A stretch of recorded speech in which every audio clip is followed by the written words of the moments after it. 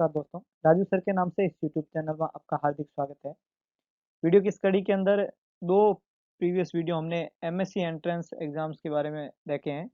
ये third video है MSc entrance exam paper का मेमोरी बेस्ड एमसीक्यू जो है वो हम सॉल्व कर रहे हैं विद रैशनल। तो क्या क्या क्वेश्चन रहे हैं उनको हम थोड़ा डिटेल से विद रैशनल सॉल्व करने जा रहे हैं।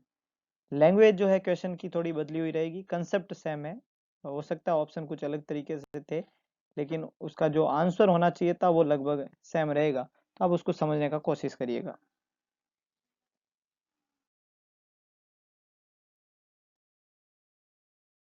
क्वेश्चन था calculate mode of following data.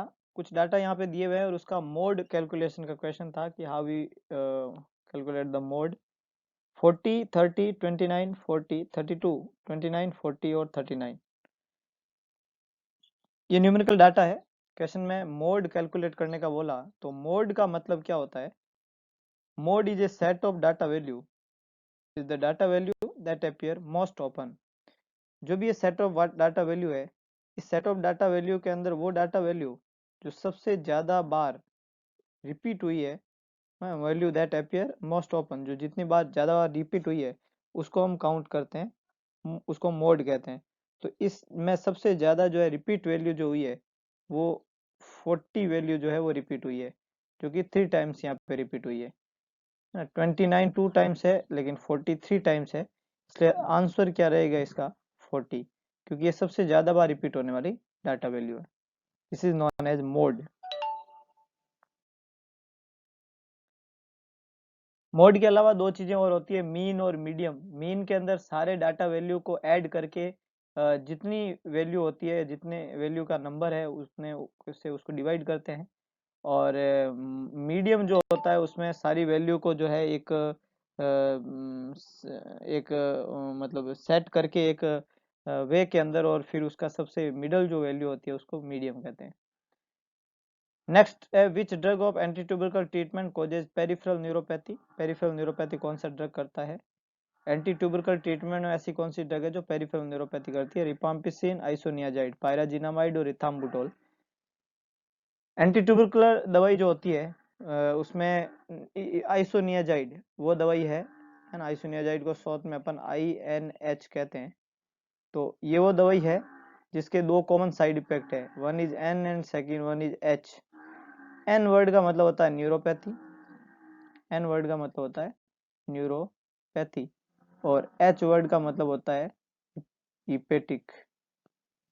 इपेटिक। तो न्यूरोपैथी और लीवर दो को प्रॉब्लम करती है, मतलब न्यूरॉन को और लीवर को। न्यूरॉन को प्रॉब्लम करती है सेंट्रल और पेरिफेरल दोनों ही न्यूरोपैथी करती है आइसोनियाजाइड। तो पेरिफेरल न्यूरोपैथी करने वाली ड्रग कौन सी है? आइसोनियाजाइड है। और इसके अलावा लीवर टॉक्सिक होती है आइसोनियाजाइड। ये पेरिफेरल न्यूरोपैथी जो आइसोनियाजाइड की वजह से होती है उसके ट्रीटमेंट करने के लिए विटामिन B6 जो है वो दिया जाता है। It act as antidote for peripheral neuropathy. तो जिस भी मरीज को हम एंटी ट्यूबरकुलर ट्रीटमेंट देते हैं उस मरीज को विटामिन B6 जो है वो सप्लीमेंट के रूप में साथ में दिया जाता है, ताकि उस मरीज को क्या नहीं हो, पेरिफेरल न्यूरोपैथी। तो ये बहुत इंपॉर्टेंट क्वेश्चन बनता है। आइसोनियाजाइड का ट्रीटमेंट होता है विटामिन B6। पेरिफेरल न्यूरोपैथी का ट्रीटमेंट है विटामिन B6। नेक्स्ट वन है सेफ और low dose antibiotic use in child with HIV।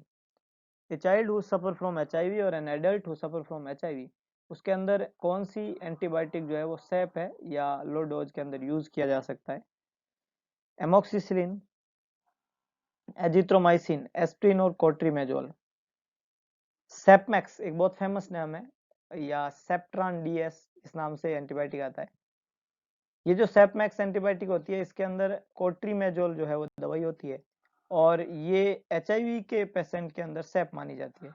तो एज ए प्रोपाइलैक्टिक और एज ए ट्रीटमेंट अगर अपने को HIV के मरीज में एंटीबायोटिक यूज करना होता है तो हम वहाँ पे क्या यूज करते हैं?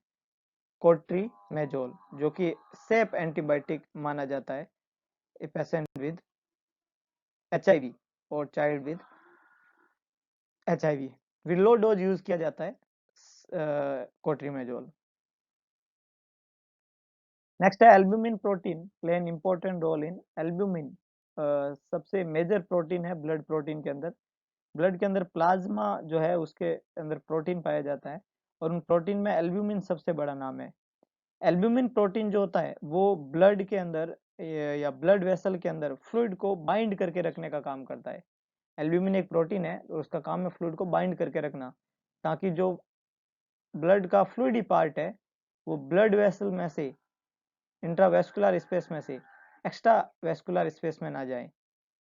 किसी भी कारण से अगर बॉडी में हाइपोप्रोटीनीमिया हो जाता है, एल्ब्यूमिन प्रोटीन की कमी हो जाती है, तो एज ए रिजल्टेंट सर्कुलेशन में से ब्लड जो है वो बाहर एक्स्ट्रा वेस्कुलर स्पेस में चला जाता है, जिसकी वजह से बॉडी में एडिमा डेवलप हो जाता है।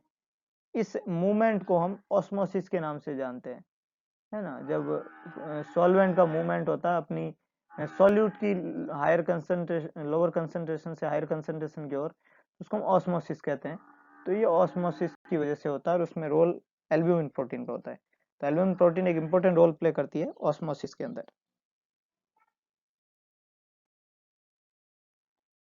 नेक्स्ट है abrupt stop of antipsychotic drug causes. Antipsychotic drug जो है यूज की जाती है as a treatment of psychological element in the psychiatric nursing.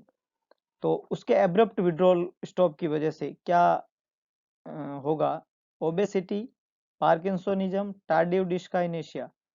Abrupt withdrawal जो है एंटीसाइकोटिक ड्रग का अगर रहता है तो उसकी वजह से पेशेंट जो है उसमें टार्डिव डिस्काइनेशिया डेवलप होने की संभावना होती है। टार्डिव डिस्काइनेशिया जो होते हैं वो टिक मूवमेंट होते हैं।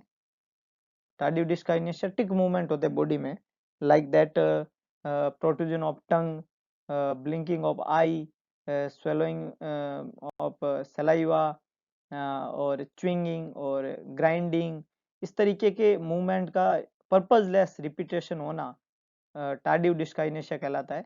और ये नॉर्मली एंटीसाइकोटिक ड्रग की वजह से होने वाला एक्स्ट्रा पिरामिडल साइड इफेक्ट में भी देखने को मिलता है, जो कि बहुत रेयर है और एकमात्र ऐसा सिम्टम है जो कि इरिवर्सिबल होता है।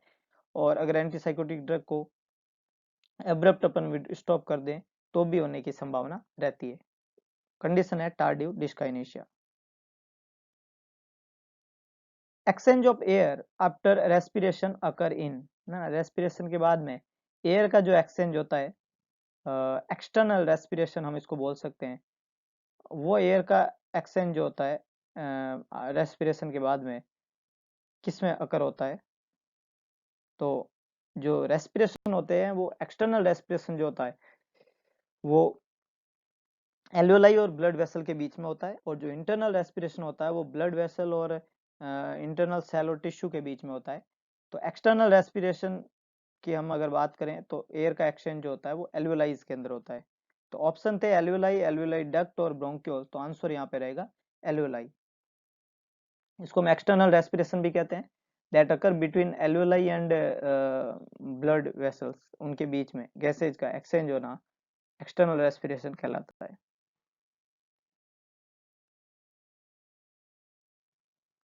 नेक्स्ट क्वेश्चन है snow storm appearance seen in.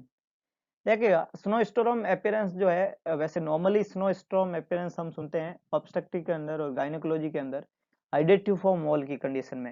हाइडेटिव मोल एक कंडीशन है जिसके अंदर मोलार प्रेगनेंसी बोलते हैं उसको, और उसमें जो है एक्सेसिव अमाउंट में सेलुलर डिवीजन हो जाता है, जो फर्टिलाइज ओवा होता है उसके अंदर। और उसका जब हम अल्ट्रासाउंड कराते हैं तो वहाँ पे हमें स्नो स्टॉर्म अपीयरेंस देखने को मिलती है। एयर के सॉरी ग्रेप्स लाइक अपीयरेंस जो है वो देखने को मिलती है। लेकिन यहाँ जो ऑप्शन थे उसमें स्नो स्टॉर्म अपीयरेंस जो है जिसका संबंध यहाँ पे ऑक्यूपेशनल डिजीज से संबंधित है। ऑप्शन के अंदर यहाँ पे दिया हुआ था सिलिकोसिस, एबेस्टोसिस, टेट्रोलॉजी ऑफ फैलेट और सीओपीडी। तो यहाँ पे जो स्नो स्टॉर्म अपीयरेंस है वो किससे संबंधित है? ऑक्यूपेशनल डिजीज से संबंधित। सीओपीडी और टॉफ के अंदर तो ये संभावना नहीं है। पीछे दो डिजीज बचती है, one is asbestosis and one is silicosis. तो in the patient with silicosis, silicosis में सिलिका डस्ट जो होती है वो लंग्स के अंदर जो है डिपॉजिट हो जाती है और उसकी वजह से लंग्स में जो है वहाँ पे जो है लंग्स का अपीयरेंस जो होता है वो किस तरीके का देखने को मिलता है? Snowstorm appearance. तो स्नोस्टॉर्म अपीयरेंस का डायरेक्ट संबंध जिस डिजीज से है वो है सिलिकोसिस। सिलिकोसिस में पेशेंट में स्नो स्टॉर्म अपीयरेंस यहाँ पे देखने को मिलेगा। Patient with Cushing syndrome, what is the prior nursing action या nursing priority या what clinical priority have you seen in the patient with Cushing syndrome? तो सबसे पहले हम समझें इस बीमारी के बारे में। कुशिंग सिंड्रोम जो है वो एड्रिनल ग्लैंड का एक डिसऑर्डर है जिसमें हाइपर सिक्रेशन होता है ग्लूटोकोर्टिकोइड हार्मोन का। ज्यादातर इसका रीजन पिट्यूटरी के अंदर ट्यूमर होना माना जाता है। ग्लूकोकोर्टिकोइड हार्मोन के बॉडी में ज्यादा सिक्रेशन के कारण कुशिंग सिंड्रोम के पेशेंट के अंदर मून फेस और बफेलो हम्प कॉमन सिम्टम देखने को मिलते हैं। टंकल ओबेसिटी होती है, वेट गेन होता है, टंकल ओबेसिटी होती है, एक्ने बॉडी में देखने को मिलते हैं, एक्सेसिव हेयर ग्रोथ होती है, थिन हेयर होते हैं लेकिन अर्सुइटिज्म वाली कंडीशन होती है, सब क्लेविकुलर फैट का पैड डिपॉजिट होता है, बॉडी में हेयर ज्यादा होते हैं, एक्सट्रीमिटीज बहुत थिन होते हैं, मसल में वास्टिंग हो जाती है और इकाइमोसिस देखने को मिलता है वहां पे, और पर्पल कलर के स्ट्राई बॉडी के ऊपर देखने को मिलते हैं। तो the patient suffer from Cushing syndrome जिसके हाथ पांव पतले होते हैं, बीच का पेट मोटा होता है, चेहरा फूला हुआ होता है और इसके अलावा जो है वहाँ पे टंकल ओबेसिटी जिसको हम बोलते हैं, इसके अलावा सब क्लेविकुलर फैट का डिपॉजिट वहाँ देखने को मिलते हैं। तो ये वहाँ कॉमनली सिम्टम देखने को मिलते हैं। और इस पेशेंट के अंदर नर्सिंग प्रायोरिटी अगर का क्वेश्चन अगर पूछा जाए कि क्या वहाँ पे होना चाहिए, तो ऑप्शन हम पढ़ें ड्राई म्यूकस मेम्ब्रेन। तो म्यूकस मेम्ब्रेन का ड्राई होना नॉर्मली कुशिंग सिंड्रोम के पेशेंट में नहीं रहेगा क्योंकि इसका संबंध इससे नहीं है। Irregular heart rate and pitting oedema in leg, तो लेग जो होते हैं वो थिन रहते हैं, हमने अभी पढ़ा है, उसमें पिटिंग एडिमा नहीं होता है। लेकिन इन पेशेंट में इलेक्ट्रोलाइट इम्बैलेंस होता है। इलेक्ट्रोलाइट इम्बैलेंस के अंदर कुशिंग सिंड्रोम वाली कंडीशन के अंदर बॉडी में पोटेशियम डिस्टर्ब होता है और जिसकी वजह से हार्ट रेट में इरेगुलरिटी कॉमनली देखने को मिलती है।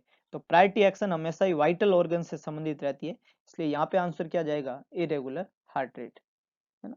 तो ये कुछ क्वेश्चन थे मेमोरी बेस के ऊपर, हमने कुछ क्वेश्चन यहाँ पे डिस्कस किए। हो सकता है कुछ क्वेश्चन में ऑप्शन कुछ डिफरेंट टाइप का रहा हो, ये जरूर हो सकता है, लेकिन कंसेप्ट ओवरऑल यही रहता है। तो आप समझ सकते हैं कि एक्चुअली में क्या आंसर होना चाहिए था। हुबू ऑप्शन लाना और क्वेश्चन को लाना थोड़ा मुश्किल है, लेकिन हमने अपनी मैक्सिमम कोशिश यहाँ पे की है। तो अगर आपको वीडियो पसंद आए तो उसको लाइक करें, शेयर करें, और कोई सुझाव हो तो कमेंट बॉक्स में जरूर डालें, अपना ओपिनियन, एक्सपर्ट ओपिनियन जिसको मैं मानता हूँ वो जरूर डालें। लेकिन इसके अलावा जो सबसे इम्पोर्टेंट काम आपको करना है वो है कि आप मैक्सिमम लोगों तक ये वीडियो और ये चैनल पहुंचाने की कोशिश करें, ताकि जो है हमारी एक छोटी सी जो कोशिश है वो रंग ला सके और इसके बड़े परिणाम जो है हम अचीव कर सके। जो सोच हम लेके चल रहे हैं कि मैक्सिमम लोगों को फायदा हो इन फ्यूचर एग्जाम्स, तो इसमें आप लोग ही मदद कर सकते हैं। तो प्लीज प्लीज प्लीज जितने भी लोगों को आप ये पहुंचा सकते हो कंटेंट, अपने पहुंचाने की ईमानदारी से कोशिश करें ताकि किसी की स्माइल का आप भी कारण बन सके। धन्यवाद।